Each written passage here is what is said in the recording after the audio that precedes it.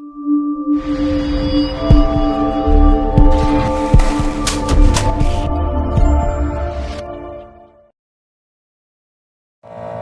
don't know why I've even been dealing with a torch when I can be rocking with that plasma. Smack that with a hammer and it all comes off. Up more? I don't know. Yep, there it is.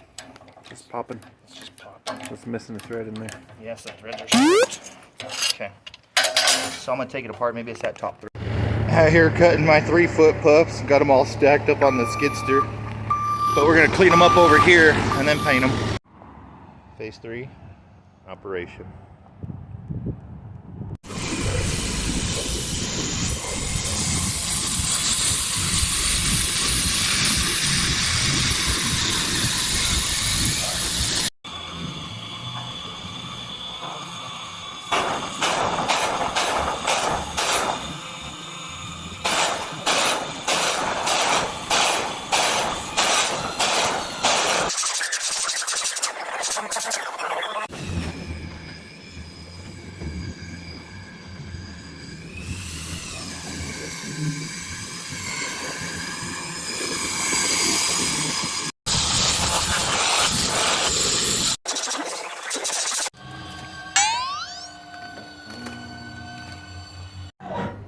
So I finally got smart with my chill blocks and I started bolting them down so that way I'm not breaking the welds loose.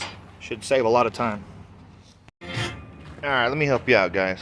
And so, you know, I'm chewing on my chill blocks. Yeah, my chill blocks ain't cleaned up nice, but let me be real about something. And so, you know, when it comes to laying stuff out, you just gotta learn to be a pro. So what I did was I built me a jig for that layout pattern. So what it was it was cut at the correct size here so you could match it to where it was correct on the sides, and that would give you a good layout.